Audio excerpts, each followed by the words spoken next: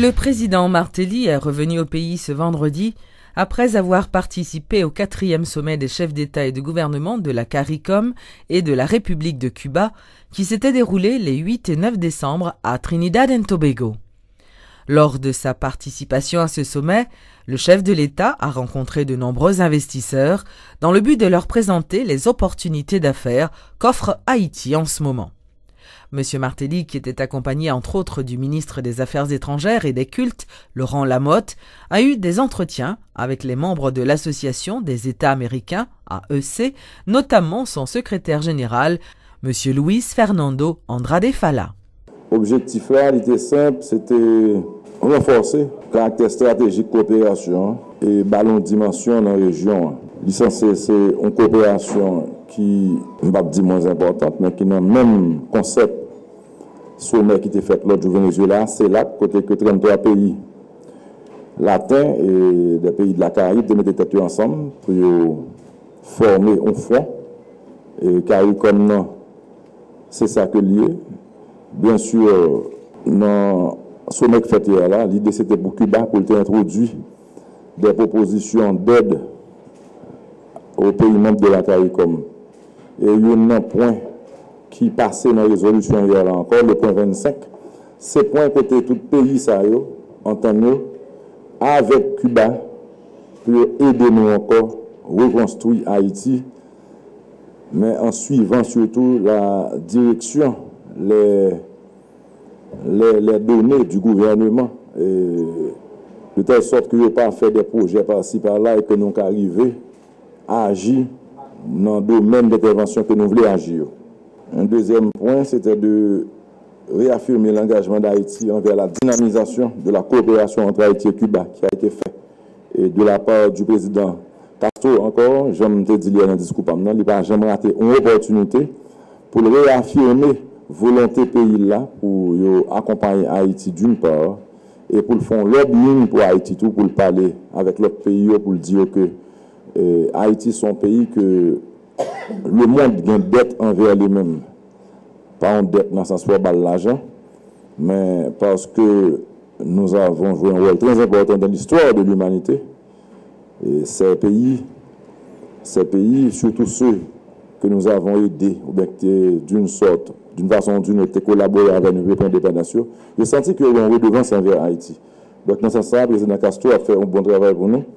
Et nous avons discuté tout avec les autorités de Trinidad et Tobago et la possibilité de l'établissement d'une ambassade à Trinidad et Tobago qui couvrirait aussi l'association des États de la Caraïbe et de la CARICOM.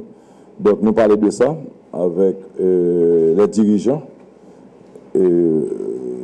On avance déjà sur le dossier. L'association des chefs d'État de la Caraïbe, Télèbe Boran, à travers son secrétaire d'État, le chancelier a pu rencontrer divers entrepreneurs, en pile monde qui est intéressé à investir en Haïti, près d'une quinzaine de rencontres, il vous en parlera. Et déjà, il parle aussi, il a parlé de faire prochain sommet AECA en Haïti et l'été prochain. Ensuite, on a parlé aussi de la nécessité de renforcer la présence d'Haïti au sein de la CARICOM, de la région caribéenne. C'est un travail qui, encore une fois, a été une visite qui a été fructueuse.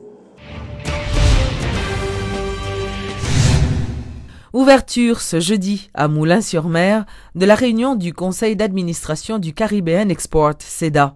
Rappelons que le CEDA est une institution régionale mise en place par les États du CARIFORUM pour la coordination et l'exécution des programmes de commerce et la promotion des investissements au niveau de la région.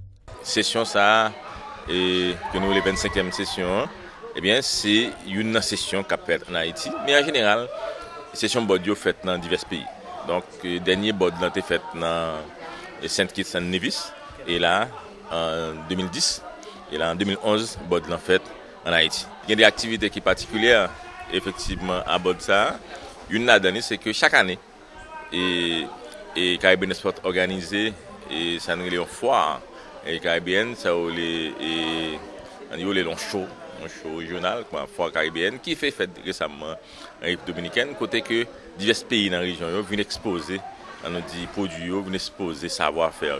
et nous avons une possibilité effectivement pour Haïti de vendre en pile, t'exposer dans la foire là, donc Haïti de vendre en pile. Donc nous avons toujours une importance pour eux et dans chaque bord pour parler de foire parce que c'est une activité par Caribbean Export.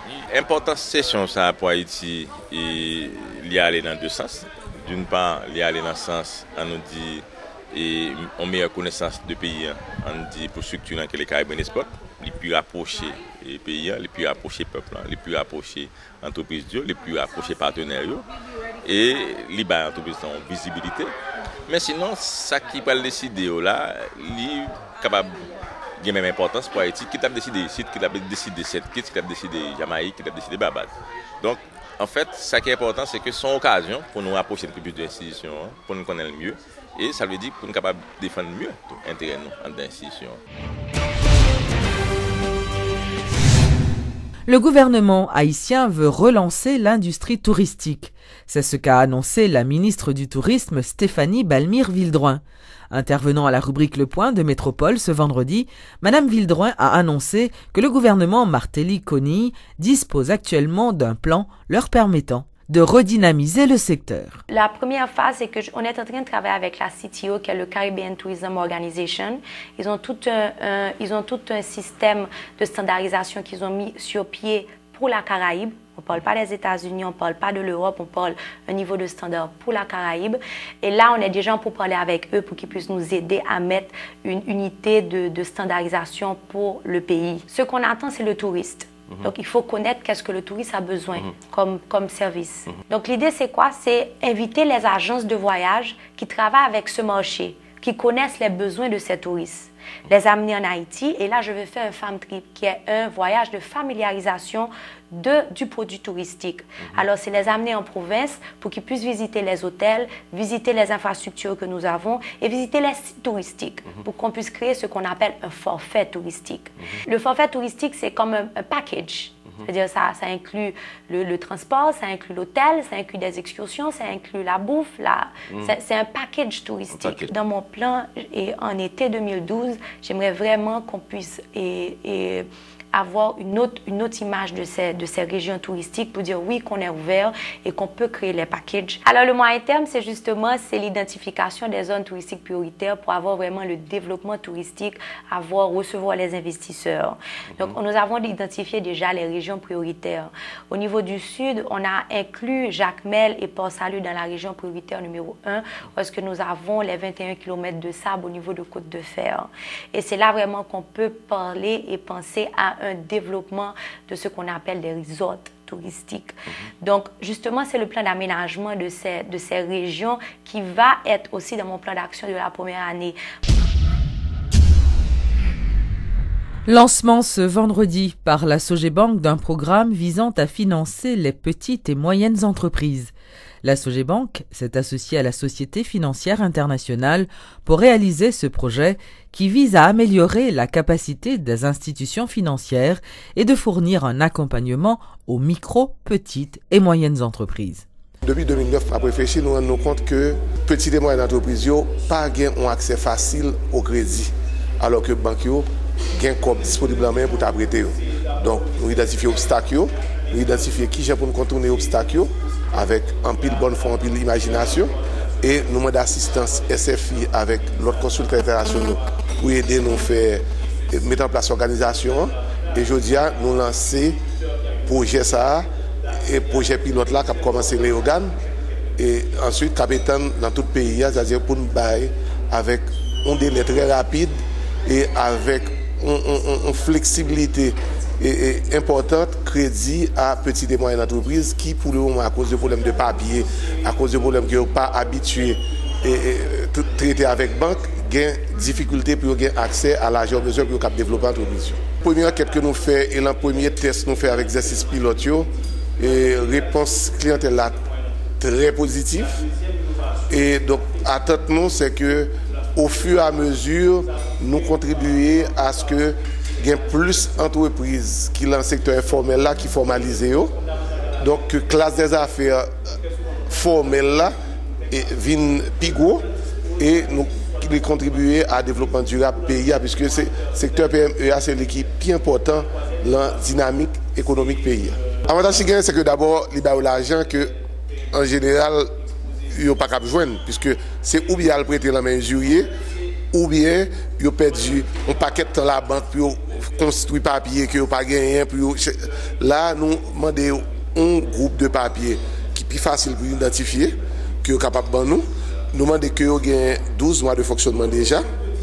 Et ensuite, sous base de ça, nous analysons et le crédit qui doit prendre 2 mois, 3 mois, c'est le crédit que nous avons, c'est l'objectif nous.